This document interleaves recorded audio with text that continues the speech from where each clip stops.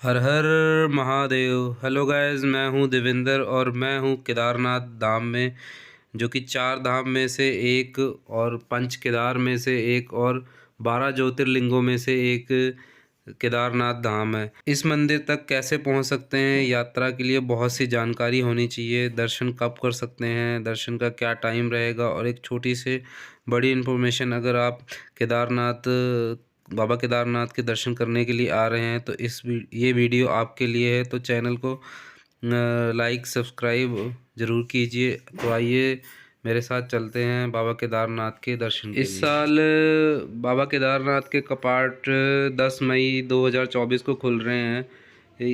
केदारनाथ धाम जाने के लिए बेस्ट है कि आप हरिद्वार या ऋषिकेश आ जाएं। हरिद्वार और ऋषिकेश से बहुत इजीली कनेक्टिविटी है आपको सोनप्रयाग। महादेव।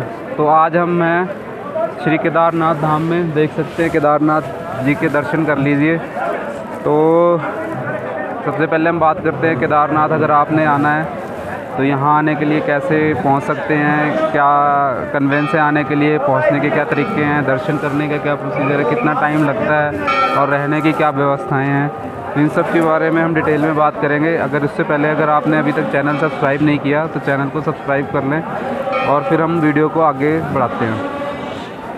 तो केदारनाथ धाम जो है वो रुद्रप्रयाग डिस्ट्रिक्ट में गौरीकुंड के पास लोकेटेड है। सोनप्रयाग तक आप अपनी गाड़ी में आ सकते हैं। सोनप्रयाग से गाड़ी पार्क करके आपको गौरीकुंड तक सेंट्रल सर्विस या टैक्सी में आना पड़ेगा। उसके बाद वहाँ से जो टैक्सी चलती है वो आपको गौरीकुंड छोड़ेंगी, जिसका चार्जेस 50 रुपये है। गौरीकुंड से आपको 16 किलोमीटर की ट्रैकिंग कर सकते हैं, खच्चर ले सकते हैं, या फिर उससे पहले फाटा वगैरह में आपका वो है हेलीकॉप्टर सर्विसेज है वो ले सकते हैं, और पालकी सर्विसेज भी है वो भी ले सकते हैं। तो 16 किलोमीटर, जैसे हम 16 किलोमीटर की ट्रैक करके गौरीकुंड से यहाँ पे आए हैं, और 16 किलोमीटर ट्रैक करने के बाद हम यहाँ पे सुबह 9 बजे हम चले थे गौरीकुंड से। 8 बजे सोनप्रयाग से और 9 बजे गौरीकुंड से स्टार्ट किया था हमने अपना यात्रा, और 9 बजे गौरीकुंड से यात्रा स्टार्ट करी थी और हमें यहाँ पहुँचते 7 बज गए थे। 7 बजे हम केदारनाथ धाम में पहुँचे थे। उस टाइम पे आरती का टाइम हो रखा था और हमें रूम भी लेना था, तो हमने यहाँ पे मंदिर के पास में ही रूम लिया, और रूम लेके आज सुबह हमने यहाँ पे दर्शन किए हैं। सुबह 5:45 बजे 5:30 बजे लाइन में लगे और 7:30 बजे हम दर्शन करके निकले हैं। उस टाइम इतना रश नहीं था और दर्शन खुले हुए हैं। तो आप भी जब भी कभी आएँ तो एक तो भीड़ भाड़ वाले टाइम में ना आएँ, जैसे 2 महीने पहले इतना ज़्यादा रश था, अभी इतना रश नहीं है। और मौसम आप देख ही रहे हैं, बिल्कुल क्लाउडी बद्दल हो रखा है वेदर पूरा, कुछ दिख नहीं रहा दूर दूर तक। क्या है, पीछे पीक सुबह दिख रही थी, स्नो पीक दिख रही थी, अभी वो भी नहीं दिख रही। तो दर्शन करने के बाद हम यहाँ से गए हैं भैरव मंदिर के लिए, और फिर भीमशिला और पीछे शंकराचार्य जी की मंदिर के बैक साइड में मूर्ति है, वहाँ पे दर्शन किए हैं, और फिर अब हम यहाँ से वापसी जा रहे हैं। तो यहाँ पे हम बात कर लेते हैं रहने का क्या हिसाब किताब है। केदारनाथ धाम में वैसे बहुत सारे गेस्ट हाउस धर्मशालाएँ वगैरह हैं, पर यहाँ पे मंदिर के पास में जो है उनके चार्जेस बहुत ज़्यादा हैं। 1000-1500 तो आपको बहुत मुश्किल से ही मिलेंगी, अगर बारगेन कर लेते हैं तो, या अर्ली मॉर्निंग आ जाते हैं तब मिलती हैं। 1000-1500 से 2500, 3000, 3500 ऐसे ही रूम, कुछ खास नहीं है। या फिर आप थोड़ा पीछे कॉटेज टाइप बने हैं जिनके 6-6 हज़ार रुपये भी चार्जेस हैं। प्लस अगर इससे आप सस्ता ऑप्शन ढूंढ रहे हैं तो आप कैंप वगैरह भी है शेयरिंग बेस में, जिसके चार्जेस 200 या 250 रुपये हैं, अलग अलग हैं। और पीछे थोड़ा जाएंगे बेस कैंप जो है वहाँ 100 रुपीज़ से भी स्टार्ट हो जाते हैं।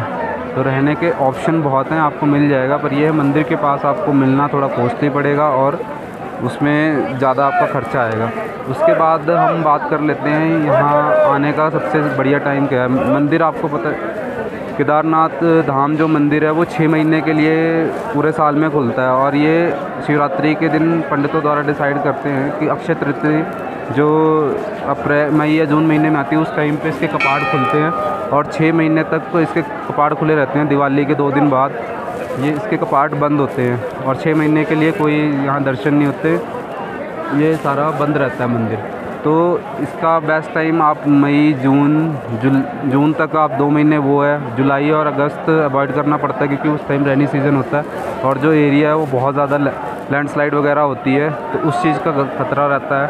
हालांकि अभी हम अगस्त मंथ में ही आए हैं, पर बीच बीच में थी, पर ठीक है अभी। तो ये है कि उस टाइम आप अवॉइड कर सकते हैं। और जो लेटर ऑफ रहता है सितंबर और अक्टूबर का मंथ, वो सबसे बेस्ट टाइम रहता है। उस टाइम पे भी रश भी कम रहता है और दर्शन भी खुले हो जाते हैं। तो आप इन मतलब 4 महीने होते हैं जिनमें आप दर्शन कर सकते हैं, और 2 महीने में आप, ये आपके ऊपर है दर्शन करना चाहते हैं नहीं। उसके बाद हम बात कर लेते हैं यहाँ पे पहुँचने का। यहाँ पे पहुँचने अगर आप अपनी गाड़ी लेके आ रहे हैं, पूरा सोनप्रयाग तक गाड़ी आती है। और अगर आप कैब वगैरह या बस में आ रहे हैं तो आप हरिद्वार या ऋषिकेश आ सकते हैं। वहाँ से नियरेस्ट रेलवे स्टेशन आपको वही पड़ेगा, और एयरपोर्ट भी नियरेस्ट जो पड़ेगा वो देहरादून में है, जोली ग्रांट एयरपोर्ट। और उसके बाद वहाँ से आपको कैब, बस, अलग अलग सर्विसेज हैं, उससे आप सोनप्रयाग तक आ सकते हैं। और सोनप्रयाग से आप स्टे कर सकते हैं, और गौरीकुंड भी जो है, गौरीकुंड भी स्टे कर सकते हैं। सोनप्रयाग में कम ऑप्शन है, बट वहाँ पे भी आप स्टे कर सकते हैं। अगले दिन वहाँ से आप कैब लेके गौरीकुंड आके यात्रा अपनी शुरू कर सकते हैं, या फिर हेलीकॉप्टर से अपनी यात्रा शुरू कर सकते हैं। सोनप्रयाग जो है ऋषिकेश से करीब 200-250 किलोमीटर के करीब डिस्टेंस पे लोकेटेड है।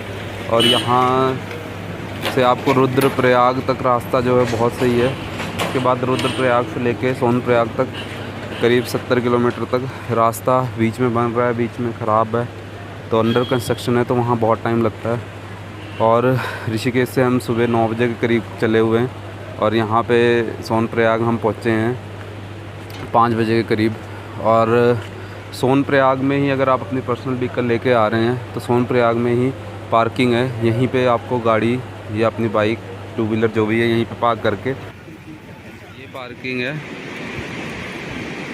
जिसमें यहाँ पे एंट्री होती है इसकी, और एंट्री होने के बाद आपको स्लिप दे देंगे। और ये बहुत बड़ी पार्किंग है। इसके साथ में ही एक ये भी पार्किंग है। सोनप्रयाग में ये है रजिस्ट्रेशन काउंटर। अगर आपने यात्रा करनी है तो यहाँ पे रजिस्ट्रेशन ज़रूर कराएं।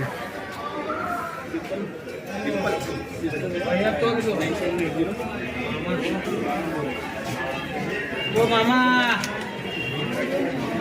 ओ मामा। ये 2 नदियों का संगम हो रहा है, जिसमें से एक मंदाकिनी है और दूसरी का मुझे नाम नहीं आइडिया। हम में सभी श्रद्धालुओं का स्वागत है। ये पुल क्रॉस करके आगे जाके आपको शटल सर्विस, कैब, बोलेरो चलती हैं, जिनके चार्जेज है 50 रुपये पर पर्सन, और 5 किलोमीटर का है। और यहाँ से ये ट्रैक, रुकने का एक फ़ायदा ये भी है, यहाँ पे जो होटल के प्राइजेज़ हैं एज़ कम्पेयर टू गौरीकुंड काफ़ी कम है। तो अगर आप बजट ट्रिप करना तो आप यहाँ पे रुक कर अगले दिन मॉर्निंग में 3 बजे से यात्रा शुरू होती है, तो आप अर्ली मॉर्निंग में आप यहाँ से जा सकते हैं और वहाँ से ट्रैकिंग स्टार्ट कर सकते हैं। ये और एक बहुत ही ब्यूटीफुल वाटरफॉल ऊपर ऐसा आकाश से गिर रहा हो।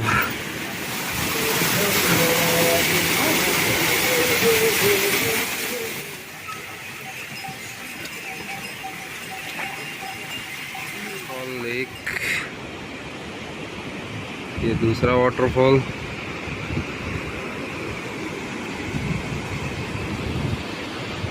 और ये तीसरा वाटरफॉल।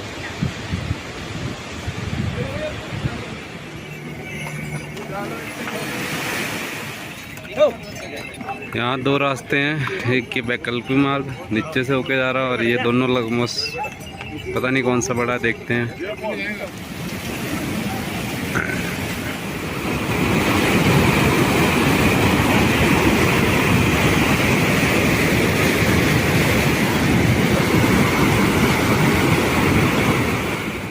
सुबह 9 बजे गौरीकुंड से हम चले थे, ट्रैक स्टार्ट किया था केदारनाथ का, और अभी 8 किलोमीटर पहुंच गए हैं और 8 किलोमीटर आगे रह गया है।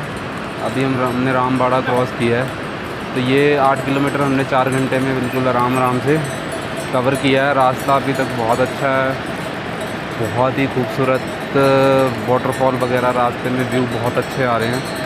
तो यहाँ तक कोई प्रॉब्लम नहीं है, शॉप वगैरह भी है, किसी चीज़ की प्रॉब्लम नहीं है। तो अब देखते हैं अगला 8 किलोमीटर कितने 10 घंटे में कवर करते हैं।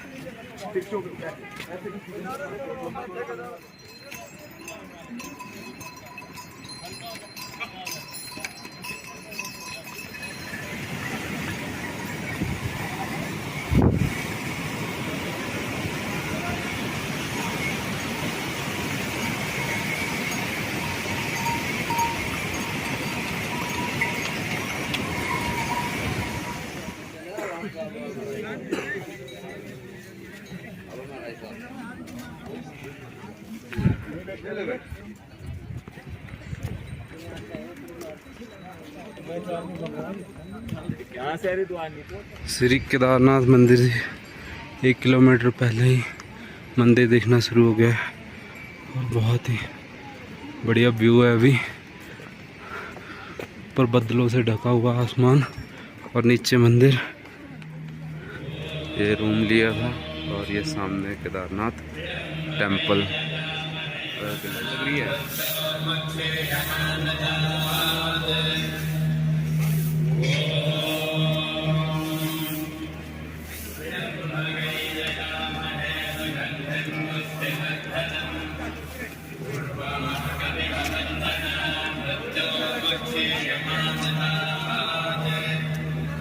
और ये 2 घंटे की लाइन है अभी, क्योंकि पीछे वालों ने अभी ट्रैक शुरू नहीं किया।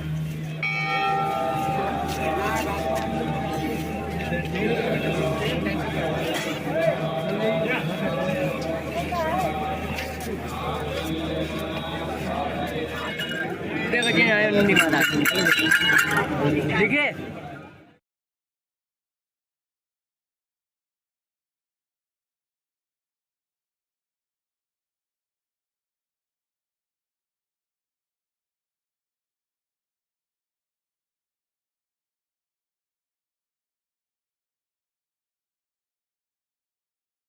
लाइन लगी हुई है पीछे तक दर्शन के लिए, और ये सामने मंदिर है। अब इतनी बड़ी लाइन में करीब 3 से 4 घंटे आराम से लग जाएंगे। और हम सुबह 5:30 पौने 6 बजे लाइन में लगे थे और उसके बाद दर्शन हम करके निकले हैं। 7:30 बजे हमें दर्शन मिल गए थे और अच्छे खुले दर्शन किए हैं। अभी आपको बाकी अपडेट बता श्री केदारनाथ मंदिर, और ये देखो कितना ही ब्यूटीफुल मंदिर है।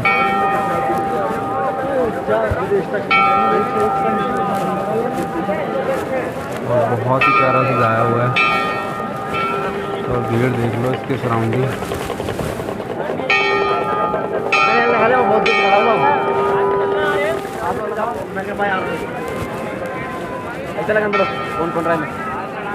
भीड़ बहुत है यहाँ पे।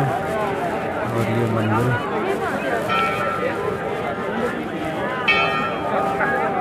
सुबह तो वो भी नहीं जाने वाली।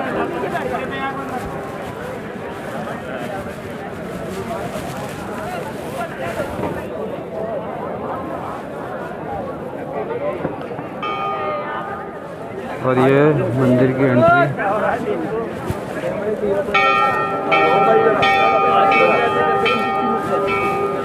ये पंडित जी हरिद्वार वाले, ये नंदी,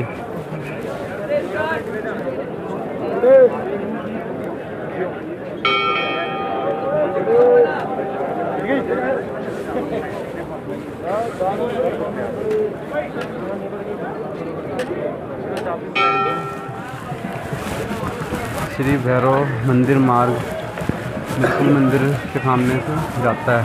और इसके अलावा एक चीज़ और है, यहाँ पे अगर कभी आप आ रहे हैं तो ये विशेष पूजा का कार्यालय है जिसकी फ़ीस 5000 है। अगर आप फैमिली के साथ आ रहे हैं 5 बंदों का 5000 है, जिससे आपकी 5000 लेके 5 बंदों की एंट्री स्पेशल इस गेट से, जहाँ से एग्ज़िट हो रही है इस गेट से लेके इसमें एंट्री कराएंगे। और ये मंदिर में देख लो कितनी ज़्यादा भीड़ हो रखी है इस टाइम पे।